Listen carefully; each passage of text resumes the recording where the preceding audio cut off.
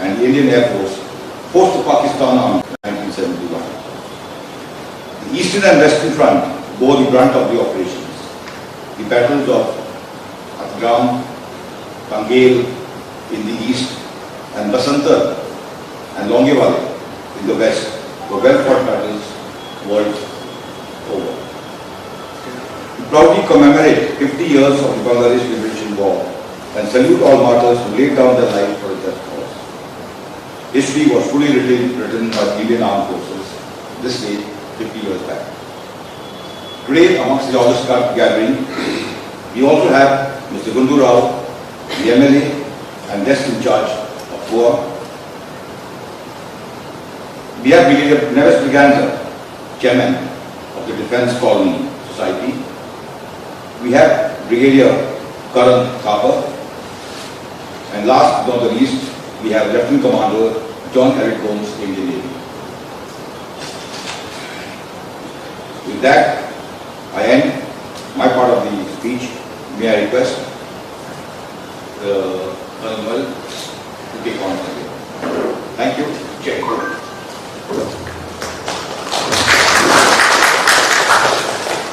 As we all know that the election atmosphere has heated up to its epitome, and everyone is extremely busy.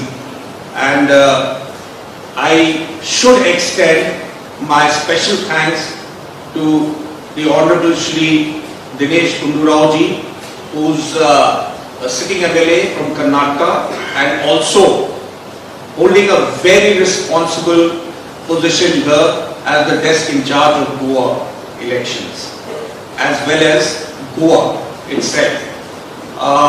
We'll jump the proceedings, taking into consideration that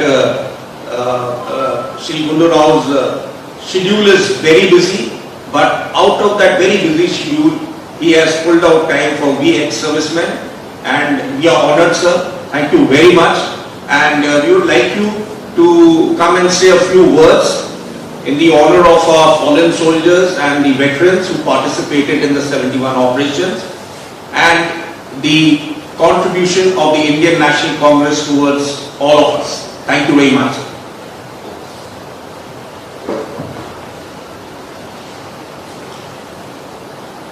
Thank you. Thank you to Colonel Moral Rubin, who was the chairman of our ex-servicemen department of the Congress Party in Goa, for having organized this meeting, this discussion. I am equally honored to be over here. More than it being an honor for you to have me, I think it's an honor for me to be here amongst many great veterans who have served this country with great pride and dignity. Of course, we have Captain Tarun Dawar, who have known him for a very, very long time, since more than 20 years, I suppose. He's been working actively in the Congress Party and also always taking up the issues of the ex-servicemen within the party and outside the party. When we were in government, he would also playing a key role in advising the government and advising the party on issues concerning the ex-servicemen. And all the other dignitaries, distinguished dignitaries who have come for this meeting. We are remembering a great day. We are remembering the liberation of Bangladesh, and it was an historic occasion when that event took place. The war that happened at that time was not a war that was initiated by India, or it was not a war that India was in any way responsible for. It was a purely internal matter of Pakistan, which turned into an issue, situation where India had to intervene. And if we had not intervened, we would not have been doing our duty as a responsible neighbor and as a responsible nation. And I think At that point of time, though there were many forces around the world, many countries who were against this intervention by India, major powers who were against this intervention of India in the war. But the Indian government, the then Prime Minister Srimati Indira Gandhi, and of course with the advice and guidance of all the chiefs of the defence forces, did what was morally right for India to do. And that was to save the people of Bangladesh, to save the innocents who were being brutally attacked by their own government, by their own armies. And that suppression had to be ended. And that is why I don't have to explain this thing to you, because all of you know that. Because you are the people who were there. Many of you were in that battle also. So it is not that something I have to really inform you about. But the one issue that I think I would like to highlight here is that when India and Pakistan were formed, India was formed as a free country, a democratic country with equal rights for all citizens, and a secular country. In Pakistan, though it professed at that time, though Mr. Jinnah said that this is a secular country, but it was an Islamic country. It was Islam Rashtra, let us call it an Islam Rashtra. And today we talk about India becoming a Hindu Rashtra. So, when religion is mixed up with politics, what can be the consequences can be seen across India and across the world. And in Pakistan, though it became an Islamic country, an Islamic Rashtra, using Islam as the reason for it to become a country, it ended up breaking itself. Because when you unleash forces like this within the society, it ends up cracking the society itself. And when they could not tolerate another province being able to form for that person from that province becoming the Prime Minister of Pakistan, you could measure the level of intolerance that within a country they could not tolerate a person from Bangladesh getting elected and becoming the Prime Minister of Pakistan. Because these kind of divisive forces does not tolerate or does not condone things that they hold themselves dear to. So unless we rise above that, it's only then that the country can be united. I would actually go to the extent of saying that if India had ever thought of becoming a Hindu Rashtra, India would not have been one today, or it would not have been a united country today. It would have split itself into many different parts. The southern states, already there was so much of division.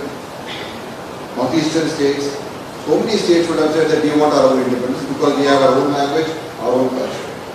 The reason why India stayed together was because of this philosophy that we adopted right through our freedom struggle, and after the freedom struggle, the struggle led by Mahatma Gandhi, subsequently led by greats like Nehru, Patel, all of them, see that this country stands together with diversity. So when you respect diversity, that's when I think different values, different opinions, different beliefs can come and work together. If you say that this is the one way, this is the one path, this is the one track that we have to go, then it leads to divisions, it leads to cracks, and ultimately it fractures. So that's the lesson I think when we, at least politically speaking, when we think of Bangladesh being liberated, it was those forces which causes this divisions which ultimately leads to these cracks. And you've seen that happening in many countries around the world, whether it's in the USSR, whether it is in the Eastern European countries, whether it's even here now what happened in Pakistan. So we remember this day with great pride, and I won't take much time because I think Rahulji will have to speak on this subject, but it's a great day for India, and we are Congress Party celebrating this 50th year throughout the year, organizing meetings everywhere. But today, unfortunately, Goa, we are in the midst of an election. So everyone is busy campaigning, doing many things. So not many people are able to come over here. But I'm sure in the days to come, we should use this occasion and many other such occasions to foster the unity, spirit of unity, spirit of belonging, of brotherhood, of the great things that people have sacrificed their lives for. That should never be forgotten, and that should be something that leads us always on the right path in the future. So thank you, Colonel, for organizing this event and calling me also. And I hope this excellent department under your leadership in the future will endeavor to do more such work, and we will extend full support. Congress Party will we see in you a good dynamic leader, chairman of this department, and we hope that you will take up more such issues, not only remembering but also for the cause of the ex-servicemen. So you take up more issues. The Congress Party will give you more strength and support. Thank you very much.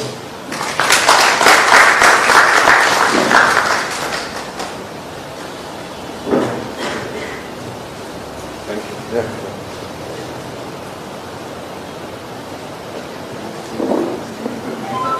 Thank you very much, Shri Dinesh Gundarao ji, and we are truly thankful to you for having spared your very precious time for us, and we are humbly touched, and we can assure you that the ex-servicemen department will do everything possible to ensure that the party, the Congress Party, is hailed and appreciated everywhere. Just to inform you, sir, that we have gone all around Goa and we have handed over our manifesto to all the ex-servicemen. And there were quite a few ex-servicemen who were supposed to come, but they got held up because of some restrictions on the route. We were expecting some 60 to 70 people here, but then again, due to the VIP movement. But we can assure you, sir, that we have another one which is going to happen. I have taken the approval from Captain Praveen Dawar, and we are going to have the next one in South Goa, sir. Yeah. And it is going to be a very big one, so I can assure you that, sir. And thank you for all the support and all the cooperation. You have been very positive, sir. And we always expect this positivity from all our leaders, sir, so that we can together get you to speak to us and listen to you, and your words were so encouraging, sir. Thank you so much once again, sir. And we would take a 5 to 10 minutes break because Shri Gundarao ji is about to leave and the media wants to take a fight. So I hope you will bear with us, please. Sir, we wanted to take a fight here. The media, you can interview Shri Gundarao ji, please. Thank you.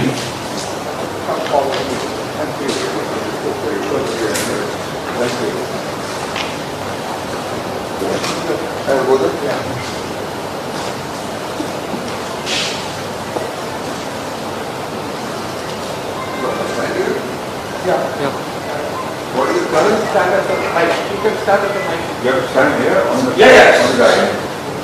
And then he will question or Yeah, they will speak to you, sir. you will question. Who's question? No question. Nothing. So then it's all covered. It's all covered. Fine. Yeah. Okay. Thank you. Thank you, sir. We'll meet again later. Okay. Later. Yeah. No. Okay. All very fast. Okay. Bye. Okay. See you then.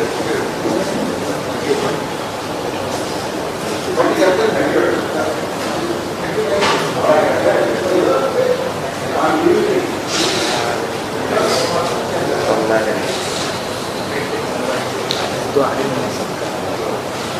आणि बंद केलं record मारला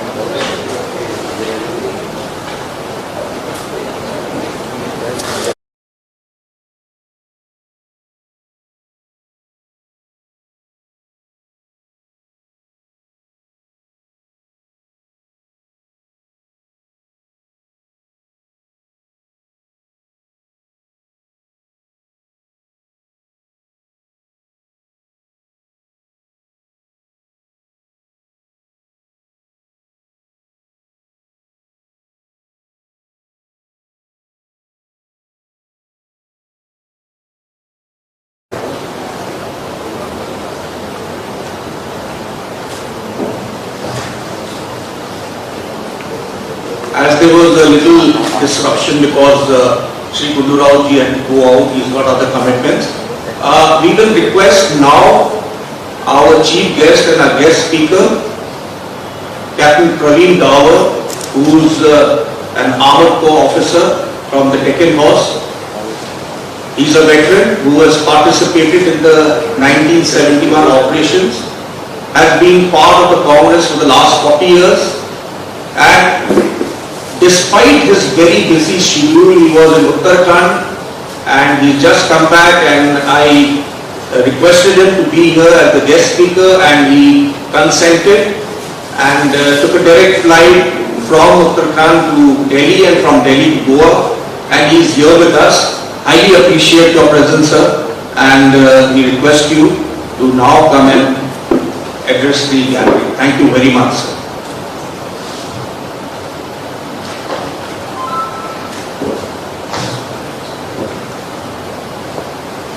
Colonel Goodwin, the chairman of Goa ECC ex-servicemen department, Air Commodore Peter Pinto-ji, Brigadier Karan Thakur-ji, Lieutenant Commander John Eric Gomas, Captain Vicky Arwaj from the Indian Navy, who is my postmate, Brigadier, sorry I can't get the pronunciation, Briganza, Captain Pradeep Sehgal, Mrs. Shamila Siddiqui, Colonel Ban Singh, Colonel Balwinder Singh, Colonel Arjun Deva, Colonel Austin, Colonel Victor Rubello, and Commander Eric Gomes. Ladies and gentlemen, and I'm sorry I have missed out some of the names of the veterans, all the youth leaders at the back. Ladies and gentlemen, it's a great privilege for me to be here. I have come to Goa a number of times on political assignments, and I remember very distinctly when Mrs. Sonia Gandhi took over as the Congress president in 1998. I think there was an election soon after that in 1999 or 2000, and I was given the charge of organizing that meeting. And one message I sent to Delhi was, to her office, that Mrs. Gandhi must speak, she must address this public meeting, which was held in Panjim only, that she must address the meeting in Hindi. But there were some other people who were senior to me, and they didn't agree with me, and they said, no, she must speak in English, because in Goa people are, at home with English. But then I said, speaking to an audience like this and speaking in a public meeting, where there are a lot of, people from all sections of society, I don't think it is correct. But anyway, I was overruled, and she spoke in English, but not even once, there was an applause, because most of the people there, 60% or 70% of the people did not understand. But in a gathering like this, I think it is okay that if I speak in English, but if somebody wants me to speak in Hindi, I can speak in Hindi also. The choice, okay, yeah. All right. Now this, talking of the Bangladesh Liberation War, the Congress Party formed a committee on 28th December. 28th December is the day when the Congress was born, 28th December 1885. So on 28th December 2020, Mrs. Sonia Gandhi announced a committee of which the former Defence Minister, Mr. A.K. Antony, was the chairman and I became the convener. Now because of COVID, we had to postpone our events. So we started only in July 2021. meetings at the state and the district level. And till end of December last year, we managed to do about 125 meetings throughout the country. We covered most of the states, but 7-8 states, including Goa, was there. So I was going around in Uttarakhand and maybe even Punjab also, addressing press conferences. So I was scheduled to come here. Then we decided, and it was very nice of Colonel Goodwin to agree that we must have this meeting today itself. So that is how we are here. Now I have brought a booklet which I will be giving you later that covers the entire, in brief, the history of the Bangladesh Liberation War. But still, I think I must, relate some of the events, and we must all know that how this all started. You see, on 16th March 1971, Mrs. Indira Gandhi was returned to power for the third time. She was a Prime Minister in 1966 after the death of Lal Bahadur Shastri. Soon after there was an election in 1967. The Congress won with a narrow majority. Mrs. Gandhi again became the Prime Minister. And in March 71, now why I am emphasizing on this date? Because a lot of people think that Mrs. Indira Gandhi won with a massive majority only after the war. In fact, either people don't know or they just use it as propaganda that the Congress is also benefited. It is not so. The 1971 general elections were held almost 6 months before December 1971. So she won by a massive majority of 352 seats. In March, and 16 March she took over as the Prime Minister, and within 9 days of her becoming the Prime Minister, this problem started in East Pakistan. The Pakistan Army entered the Dhaka University and they butchered all the people there. Now why did they do that? So we need to again go back. What happened was that for about 10 years, General Ayub Khan, Field Marshal Ayub Khan, was the President of Pakistan and the Chief Martial Law Administrator. He had taken over in a coup in 1958. And that period from 1958 till 1969, when he was forced to step down because the public resentment had built against the martial law. So he had no other option but to step down. The only thing I would like to say of that period, 1958 to 1969, if you take the 70 years, like our Prime Minister today, he thinks that in 70 years nothing has happened except only when he has taken over. But we must acknowledge what has happened not only in India but happened in Pakistan in all these 70 years. And in these 70 years, if at all there was a golden period of Pakistan, if at all there was, to some extent yes, a period where they enjoyed relative peace despite 1965 war. So that period of Ayub Khan probably was the best period of Pakistan. And in 1960, Ayub Khan and Pandit Jawaharlal Nehru signed the famous Indus Water Treaty, which still holds. Now when you compare the Indus Water Treaty or 1965 Tashkent Agreement or the later Shimla Agreement, I think the Indus Water Treaty has been the best treaty, the most stable treaty between India and Pakistan, and it was become so popular that Pandit Jawaharlal Nehru went to Karachi to sign the agreement. People across the border, both sides, were so happy that Ayub Khan offered Pandit Jawaharlal Nehru that you please come and see on the streets that people want to, they want to look at you.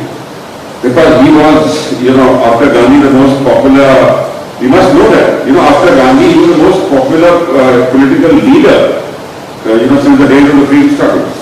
And when Pandit Nehru, accompanied by Ayub Khan, came out of the streets of Karachi, lakhs and lakhs of Pakistani people came out to see him. This was his popularity. Anyway, as I said, there was resentment that started building in 69. He was forced to step down, and he handed over power to General Yahya Khan with the condition. He told him, look, I am stepping down because of public pressure. People want, restoration of democracy. So now I am stepping down, but you have to hold elections within 1 year, and you have to announce it. So Yahya Khan took over from him and he announced elections. But soon after that, after his announcement, they were probably in the middle of 1970, there were floods in East Pakistan, 13 districts were affected. And to make matters worse, in November 1970, there was a massive cyclone in East Pakistan that killed lakhs of people. About, I think, 5 lakh people were, killed in that. They lost their lives. And roughly about 10 lakh to 15 lakh houses were destroyed. So the elections had to be postponed. Finally, the elections did take place in December 1970. And when the results came out, the results were in favor of Sheikh Mujibur Rahman's Awami League Party.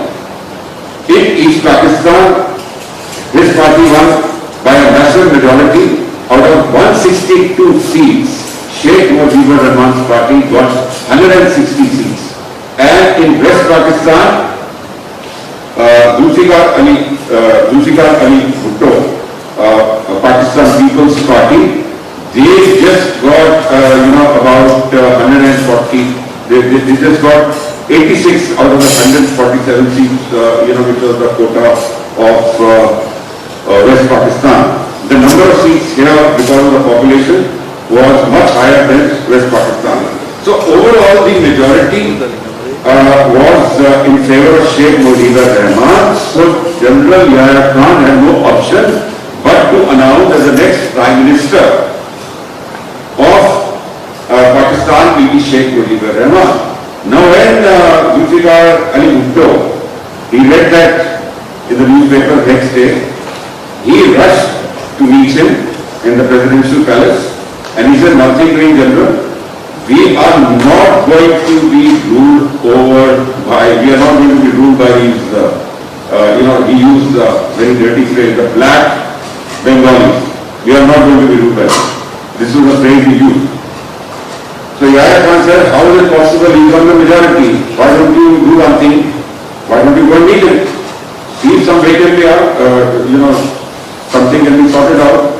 Some way can be found. So Bhutto went all the way to Dhaka and he offered to Sheikh Mujibur Rahman that let's have a coalition government. But the condition is that I will be the Prime Minister. Because since 1947, it is only somebody from West Pakistan who has been ruling, and we are not going to accept your leadership. So obviously Sheikh Mujibur Rahman was not in agreement with that, so the talks failed and he went back. Then Yahya Khan himself flew to Dhaka to meet Sheikh Mujibur Rahman.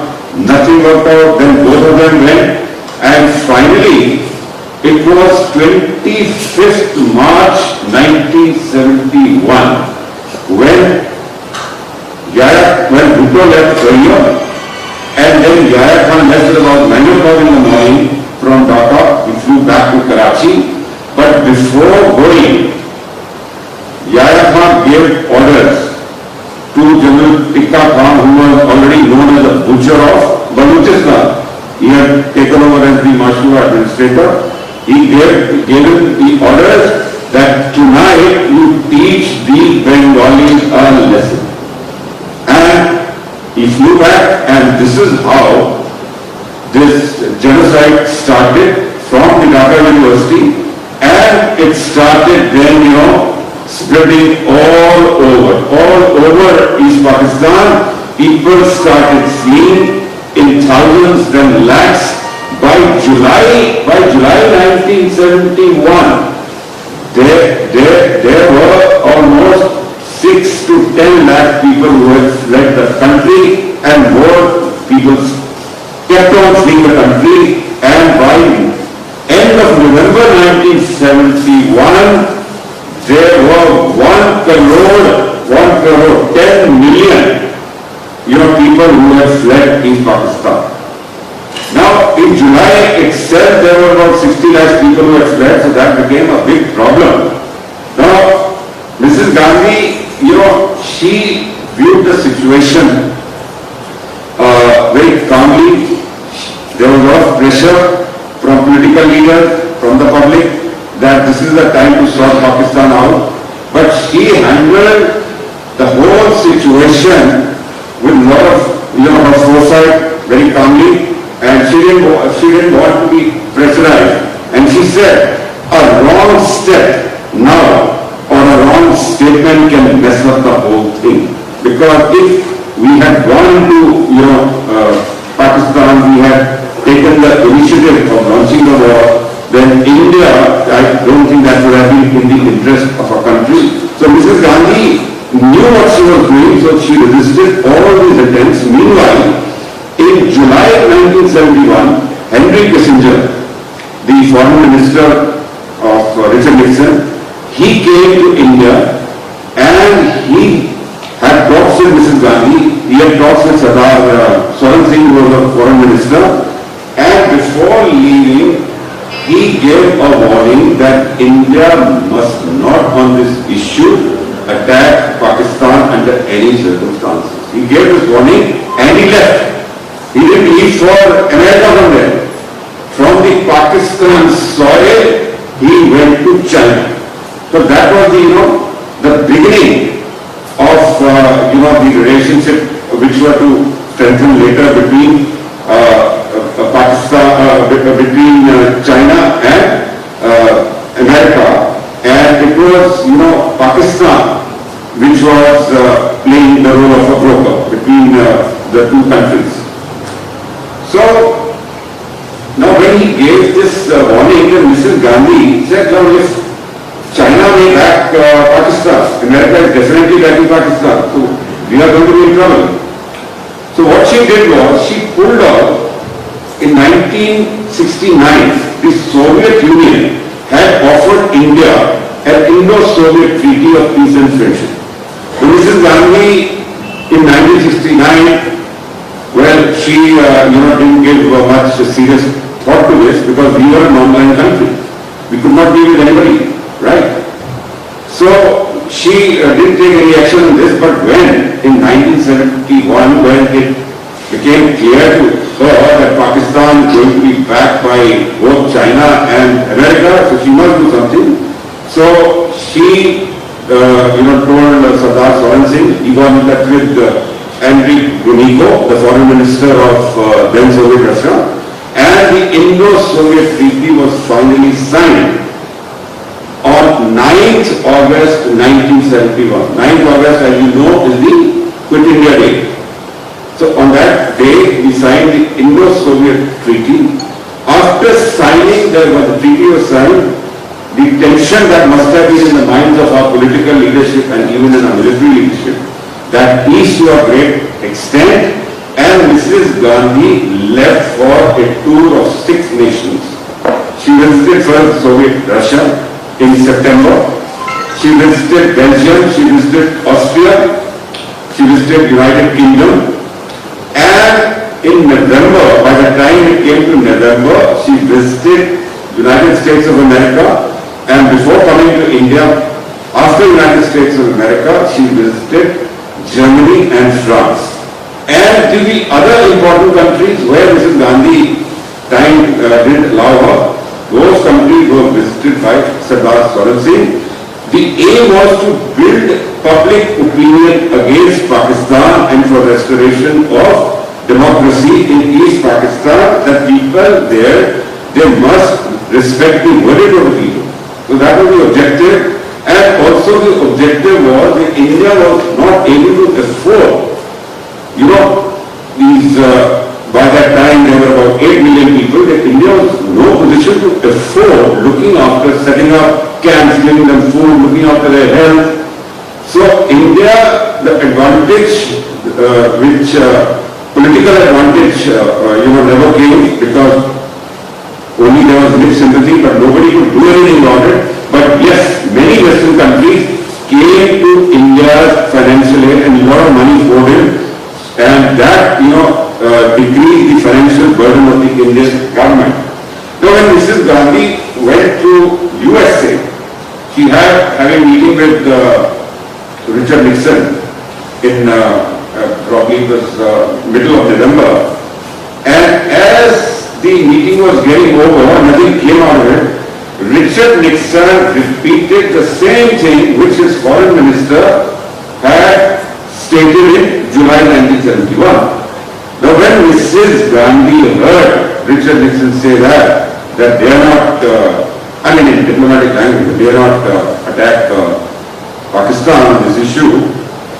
Now Mrs. Gandhi did what I think no world leader has ever done or will ever do. It was very, very daring in national interest. And we are very proud of that achievement. The moment Richard Nixon, gave her a warning, Mrs. Gandhi immediately got her from her seat and walked out of the White House. Imagine, वो ये बोलते हैं ना, हमने घर में घुस के मारा, घर में घुस के क्या मारा भैया तुमने? आप जरा तुलना तो कर लो, please compare this. Can you ever do this? We have seen how you behaved with Donald Trump, how you campaigned for him. अब की बार Trump सरकार is not done, right? And look at the courage and the daring of the woman, the most powerful man in the world, the United States of America, President of the United States of America, the most powerful man in the world. And he just walked out. Press reporters were waiting outside, she didn't bother, and she came into the airport, flew back to India. On December 3, now we are coming closer, I won't take very long, actually I am going to give you a booklet as I said.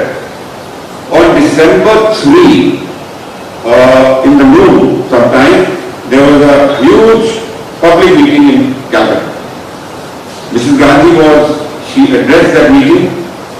The war clouds had already gathered. She addressed the meeting of over 4-5 lakh people in Kolkata. And as she reached the airport in the evening, she was told that at 5 o'clock, 40 minutes past 5, the Pakistan Air Force had attacked our air bases.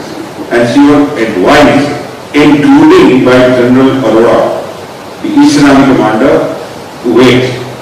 The Pakistan Air Force is up in the air near Delhi, please don't go there now. And Mrs. Gandhi said, she is very brave lady, she said, how can I be here when the war is already started? So she flew back, went straight to the South Block ops-room, where Field Marshal Manekshaw, Air Chief Marshal P.C. Lal, Admiral S.M. Nanda, R.N. Pao, and P.N. Kaur and other bureaucrats, they were all waiting for her. They must have, decided on some strategy. In any case, India was planning to go into East Pakistan on 4th December in the morning. In any case, India was preparing.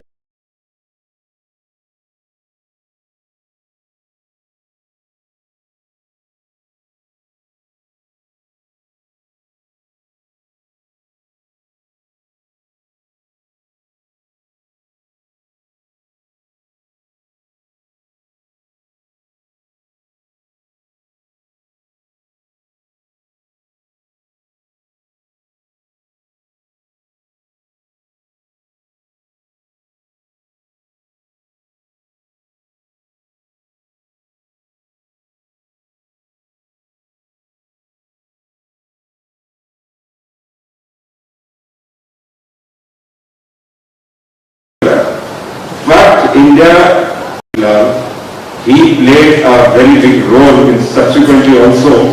And I think, sir, it's 1965, Air Marshal Arjun Singh was later made the Marshal of the Air Force. If he could be made the Marshal of the Air Force for 65 operation, I think, I may not be wrong, I am not from the Air Force, but I think Air Chief Marshal P.C. Lal also deserves to be the Marshal of the Air Force. You know, we talk of giving Bharat Ratna to Field Marshal Manekshaw. There are people, they are even now foolishly talking of giving Bharat Ratna to, our CDS, who we lost unfortunately. Very sad, lose him. But then, you have to, be just in your decision. It can't be just emotional. Right? So anyway, so this war started, and within a matter of 12 days, 16 December at 4, the Pakistan Army officially surrendered. Right? And when the surrender took place, there was no, mobile and all that, so the information to reach Delhi would have taken at least a couple of minutes. So Field Marshal Manekshaw rang up Mrs. Indira Gandhi. She was giving an interview on, on December 3 in the evening. She was giving an interview to somebody on 16 December. And her landline rang. She picked up the phone at One Akbar Road, her official office in her residence, One Akbar Road. And she says, okay, now this is what is reported. Okay, General, thank you very much, thank you. She put the phone down, and this police team which was taking the interview, she said, gentlemen, I'll be just back. I'm just going out, I'll be back in a few minutes. She got it into her ambassador car. Ambassador car she was using as the Prime Minister of the country. And see what they are using today. See the difference, right? She got into her ambassador car, went straight to Parliament House. Now look at this, another difference. War is taking place and the Parliament is meeting. Does it happen today? Will it happen today? And like you are sitting, she announced that I am very, very happy to announce that the Pakistan Army under General Niazi has surrendered before Lieutenant General Jagmeet Singh Arora. Everybody got up. And they kept on applauding for at least 15 minutes. For 15 minutes they kept on applauding. Now just to recall that moment, and just to pay our tribute to that moment, may I request everybody to stand up. Everybody to stand up, and at least let's clap for to remember of India's greatest military victory in its 5,000-year-old history. There cannot be a greater moment for this country.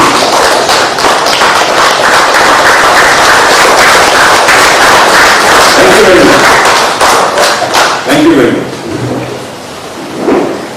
So, the surrender having taken place, the war was still on in the western sector. Now Mrs. Gandhi, what she did, she unilaterally announced. She took the opinion of Field Marshal Manekshaw and the other chiefs and the bureaucrats. She took their opinion that what we should do. The general consensus was that we must not have a ceasefire, except perhaps Sardar Swaran Singh, he gave the right advice. Even the Defense Minister, he was giving a contrary advice, right? So Mrs. Gandhi took advice of everybody, then she made her own decision, and Yahya Khan had already given a statement. The war is not going to stop. So that must have really provoked Mrs. Gandhi, provoked her to declare ceasefire, not to say that we will continue. Our objective was achieved. So that was the right moment. And one thing I want to tell you, you must all know that. When she asked Field Marshal Manekshaw that if we continue and we capture Lahore and Sialkot, what will be the cost? So Field Marshal Manekshaw, who had consulted his junior also and the other chief, he said, "Madam, nothing less than 35,000 soldiers." Now if she wanted to, build her own image, she would have said, go ahead, but no. She wanted to save lives. Human lives are very, very important. We are so proud of our greatest victory, but see what the families go through, who lose their kitchen king. They go through hell for many, many years, of their lives. So she wanted to, save these lives, and when she declared a ceasefire, Yahya Khan had no option. He had no option but also to accept it. Now, so it was now 8 o'clock in the evening on 7th December, the war came to a close, and on 16th December, mind you, we have put, the 4 Paramit Chakra winners here. So we must know their names. You know youngsters there in the back, have you heard the name of Captain Vikram Batra? You heard? He was a PVC in Kargil. Even a film is being made of him, right? He was, I think, about 25 years old, 24 and a half, Vikram Batra. But Arun Khetrapal was only 21 years old. He was not even 21. And he lost his life on the last day, on 16 December, in the Battle of Basanta. In the Battle of Basanta, not only Arun Khetrapal got the PEC, but also Major Hushar Singh. After that is Air Marshal, Flying Officer Nirmalji Singh Seto. Next to him is Major Hushar Singh of the 70th Radius. Arun Khetrapal belonged to the 3 Radius, okay? Belonged to the Pune Horse, the most distinguished armored regiment, the most distinguished. I can say that even though I belong to Deccan Horse, because they have got 2 Paramit Chakras. They are the most distinguished armored regiment. And not only Khetrapal got the Paramit Chakra in that battle. His squadron commander, what infantry called the company commanding the armored corps, they known as squadron commander. He got a Mahavir Chakra, Major A.S. Bal, and then the commanding officer, then Colonel Hanup Singh, he got also a Mahavir Chakra in the same battle. So of the same battle, there were 2 Paramit Chakras and 3 Mahavir Chakras in the Battle of Basanta. About Longewala also that mention was made in the beginning. That was another great battle, in the Western Front. Also, besides, this Longewala, which was in the southern sector, in the desert plains of Rajasthan, in Barmer, Barmer and Jaisalmer area, in that sector. Besides that, in the western sector, there were, battles, great battles in Pooch, in Dera Baba Nanak in Punjab, also in Kargil. Now Kargil, I must tell you, the heights which are there with us today, which were taken by Pakistan during the Kargil war and then won back by India, those same heights of Kargil, Batalik and Drar were won by India in 1971 war. Now people talk, my last point about the Shimla agreement. Now people say that when you were winning, you had 93,000 soldiers who were captured, you gave everything back. Why? So the question is, what happened in 1965 in the Tashkent agreement? Tashkent agreement also, we gave everything back. You can't keep anybody's territory except Kashmir, because Kashmir is disputed. So the difference between 65 and 71 is our officers have also forgotten. The difference between 65 and 71 agreements are, 72 Shimla agreement is, that under the Shimla agreement, we never gave them back what we had won in Jammu and Kashmir. That Mrs. Gandhi had put a foot down. And in the other sector, it was Pakistan territory, we had to give them back. And the soldiers had to go back. Are you going to recruit them in the Indian army? But we took almost 1.5 years. 1.5 years to send them back. They became almost 1.5 times their original weight, and they were rendered, totally unfit to serve in the Pakistan army. Only a handful of them, I think, were taken. That also maybe their paramilitary forces. The others were all declared unfit to serve for the army. So it was a great victory, and I think India was very magnanimous, in the victory. And so this criticism of the Shimla agreement, I think, is not the right thing to do, because we should know what the real facts were. It's very easy to criticize an event, 50 years later or 70 years later, to blame everything on one Prime Minister. The China problem is also there because of that, Jammu Kashmir problem is there. Now, we are celebrating we have just finished the 60th year celebration of liberation of Goa. And here you have a Prime Minister asking in Parliament, in Rajya Sabha, he said why Goa was not annexed earlier. Now you must understand, something which happened 60 years ago, we don't know what the situation was then.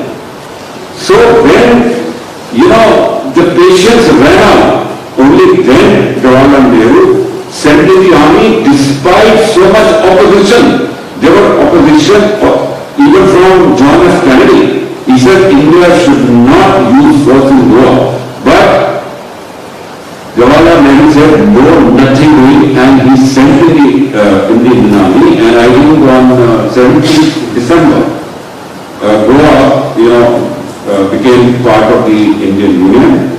So, ladies and gentlemen, thank you very much for listening to me for such a long time. And in the end, right in the end, I pay my tributes along with Mrs. Indira Gandhi,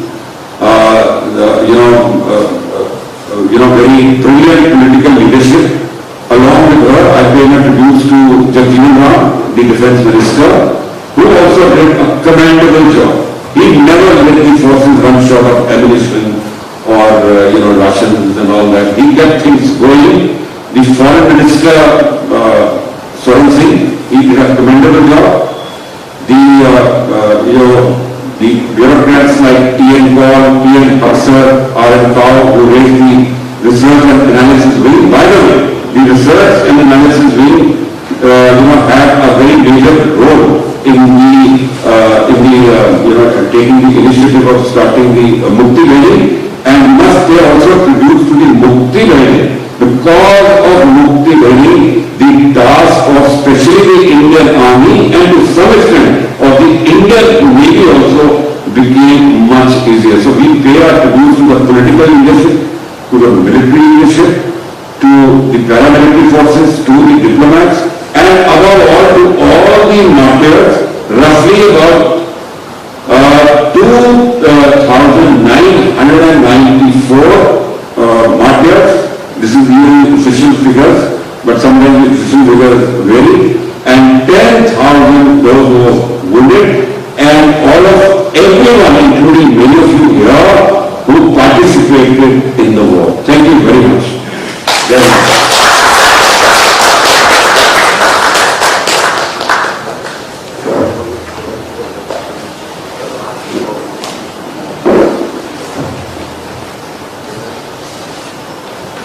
A big thank you to you, sir, for such an exhaustive and arousing rundown on the events of the Bangladesh Liberation War.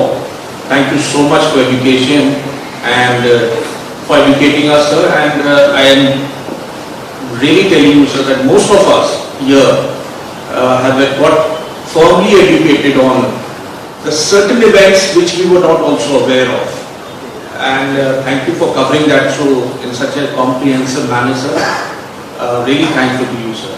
And we will like to invite you once again for one more event of this kind, where I can assure you we'll be having a much larger gathering and we'll be off all this election paraphernalia which is all around Goa, and we'll have more people attending that. Thank you once again. Thank you very much, sir.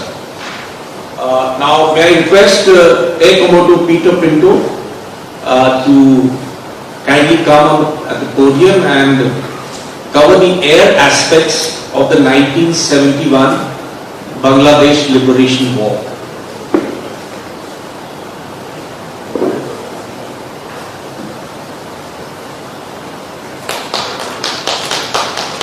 Air Commodore Peter Pinto has had an illustrious service with the Indian Air Force, and he is our guest of honor as well today. Let's give him a big hand, gentlemen.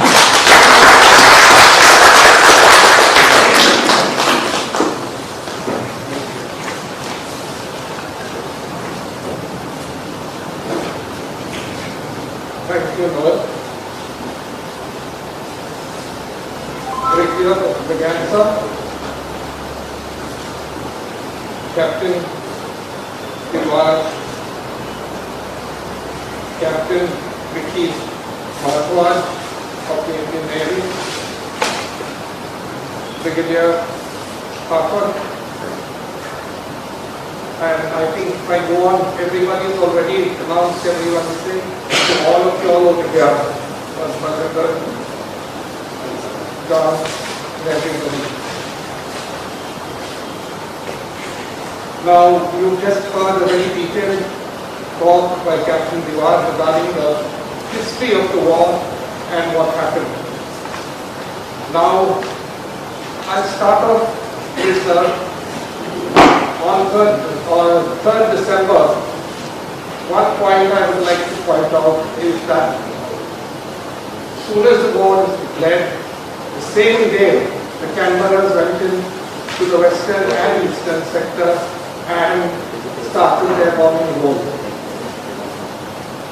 But as far as the air effort in the eastern sector, we had on 22nd of November,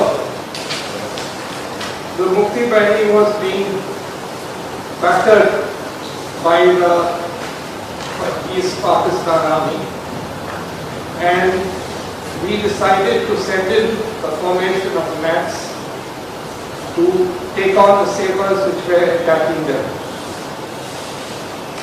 In that we had, happened to be my close friend Roy Andrew Massey. There was Sunil Swaras, Don Lazarus, and A. Ganapati. Three of them, that is Massey, Ganapati and Lazaro, managed to shoot down the three sabers, and they managed to capture, the ground forces managed to capture one of their pilots and brought them back. Now this is all before all the main war started.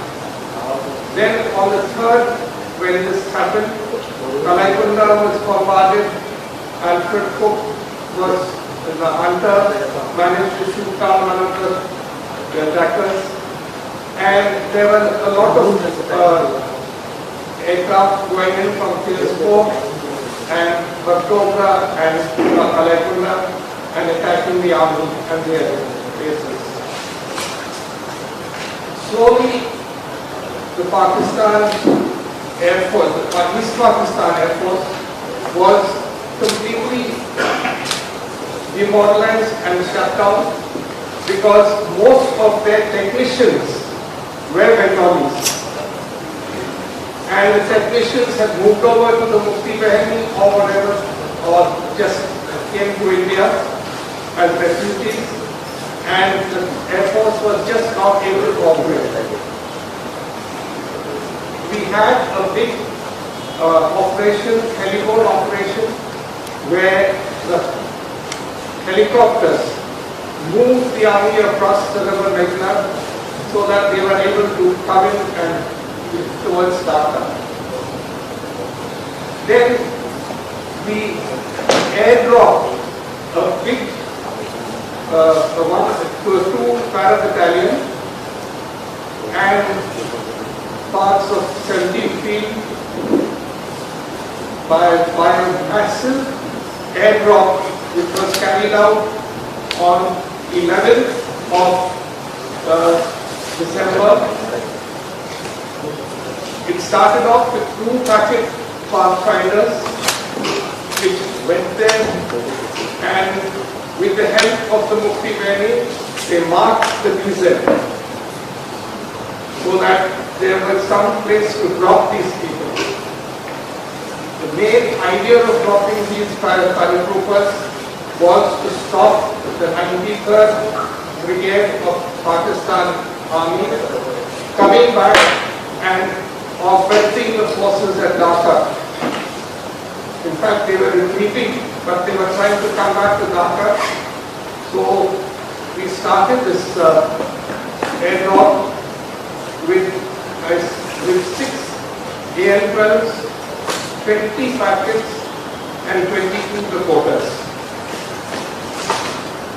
They were dropped from 4:30 onwards, and by 6 o'clock the army was able to enter the Punli bridge which stopped the advance of the brigade, and people were able to, the army was able to move forward and get into Dhaka. Now this in short.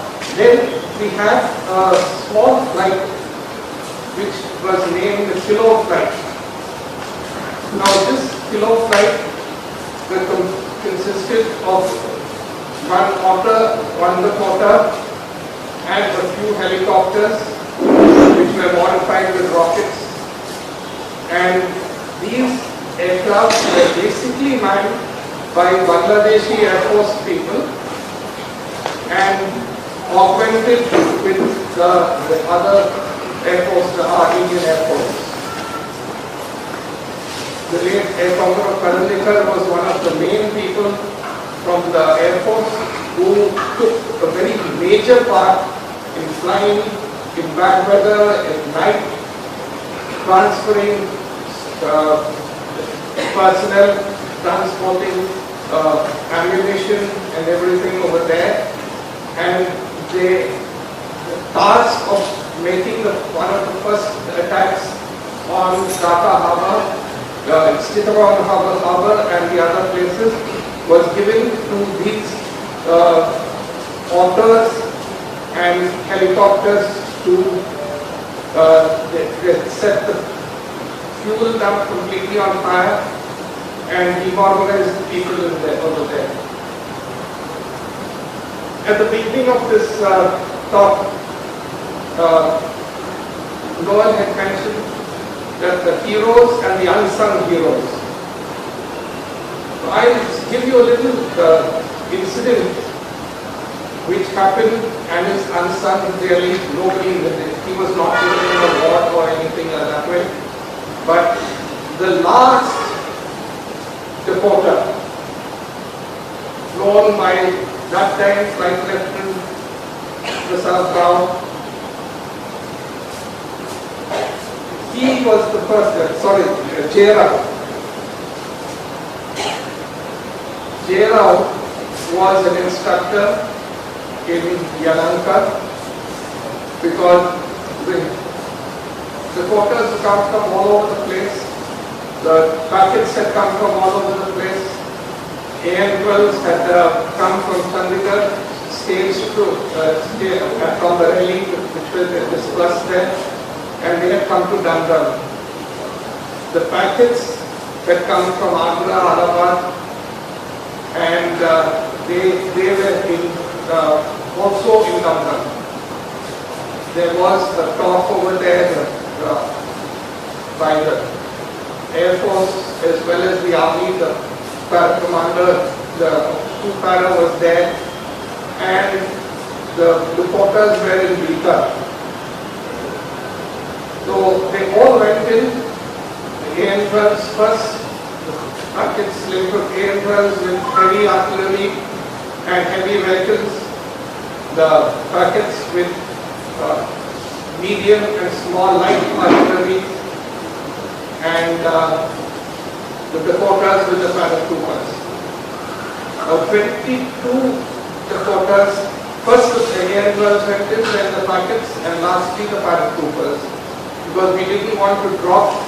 This is done because the heavy equipment has to come in first. If otherwise they'll fall on top of the paratroopers, they come later. So the paratroopers were last, and then this last aircraft, when the 17th person was jumping out, he in panic opened his parachute in the aircraft. Actually, the parachute is supposed to open with a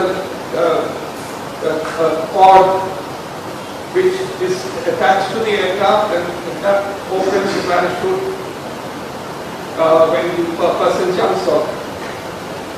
Now, he was carrying a machine gun, a heavy machine gun. So the paratroopers thought that this machine gun would be necessary for the attack, and they pushed him out of the aircraft, which was not correct. But the parachute got caught in the tail plane of the aircraft. Then aircraft started losing height, and they came down to nearly 300 feet above the ground. He started doing all the maneuvers which will disentangle the parachute, and after about 50 kilometers out, this paratrooper was released, at least got released from the tail, and that went back. Now this aircraft was badly damaged, but we couldn't assess the damage because there are no lights or anything at night. It was a dark night. The light was not able to see. You couldn't see the tail from any part of the aircraft. This pilot slowly coaxed the aircraft up and went to Beta, which was nearly 1 hour away from there. When he reached there, nobody was responding. No, they were given a call to the RP, and told them that they are going there, but Beta didn't respond. So he fired his very pistol, and then the Beta ITC came up and said, "We've got no goosenecks.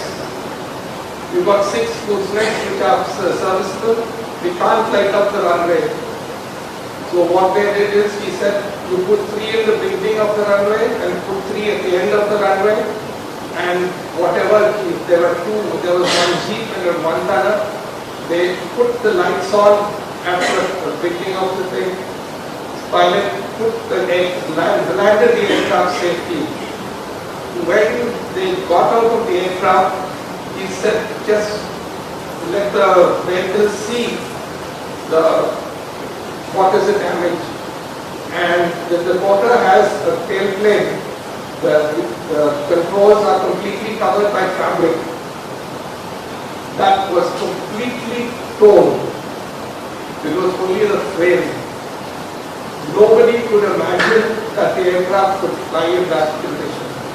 But this young flight lieutenant, that time J. Rao, he managed to do this feat and brought the aircraft safely down. And in between, the PGIs, they were getting so worried, they wanted permission to jump out of the aircraft thinking it will crash. But he did not allow them to do that, and they all landed back. That was one incident which I would like to have wanted to highlight. That is, that I finish my talk. Anybody got any questions? Thank you.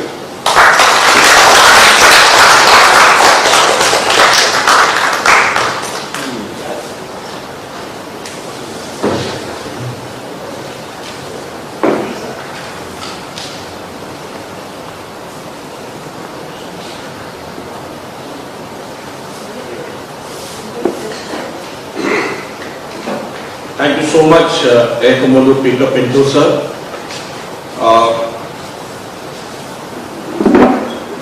It was a great pleasure having you here as a speaker, sir, and you gave such a lovely talk on the role of the Air Force, and very truly, sir, there were some heroes of our wars who have not been identified even today.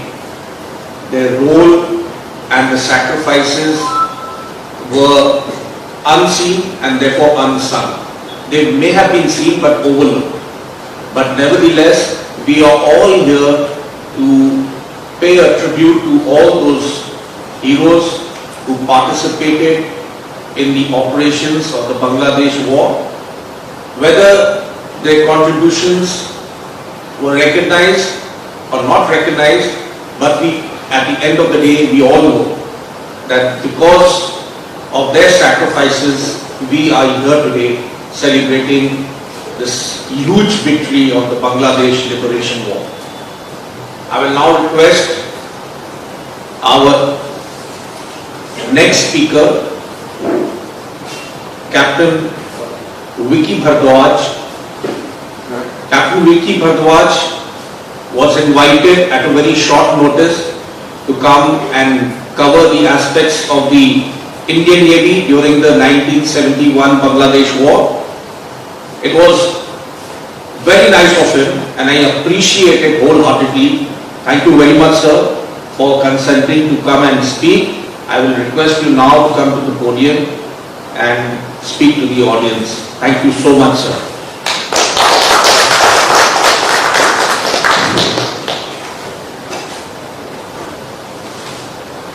Grateful to you, bro, Noel, and to Kiran, Brigadier Kiran Thakkar, who invited me. Actually, Noel invited Brigadier Thakkar, and I'm blessed to be between heroes and the people who have actually seen 1971 war and meet my postmate and my Congress friend. Last I met him was in 2010, and I will not be respecting my senior if I speak. I'll give a little background of mine, and then I got Lieutenant Commander Gomes, who has actually taken part. I belong to a village, Bhandari Ram, Victoria Cross. I belong to a family of forefathers and World War II warriors. I was lucky and I seen a humiliation in 1962 when we were in Faridkot. My dad was constructing Rajasthan Canal. 1965, we were in Pathankot. We have lived during those times. मोर्चा बोलते थे हम उस समय अंग्रेजी में, तो पता ही नहीं था कि ये क्या बोलते हैं इसको, मोर्चों में. I have thrown stones on guerrillas. I have carried letters for my army brothers and sisters from station. I have carried lunch for those anti-aircraft guns. And then 71, I was lucky that I was getting trained. And the first technical officer from Himachal and my village to join Navy. And I'm blessed to be with you all guys here. I owe it to the Navy. I am highly trained. I was a top gun in the Navy. I was a top gun in the MNC IT circuit. I used to run 5 IT companies. At one time, I had a dream to become Raksha Mantri. I have grown up with Sanjay and Rajiv Gandhi, but my dream was killed in head office. I'm happy to share with you when Rahul Gandhi told me, sir, you know, a lot of people talk about Rahul Gandhi, popcorn thing. But when I told him, son, you got to.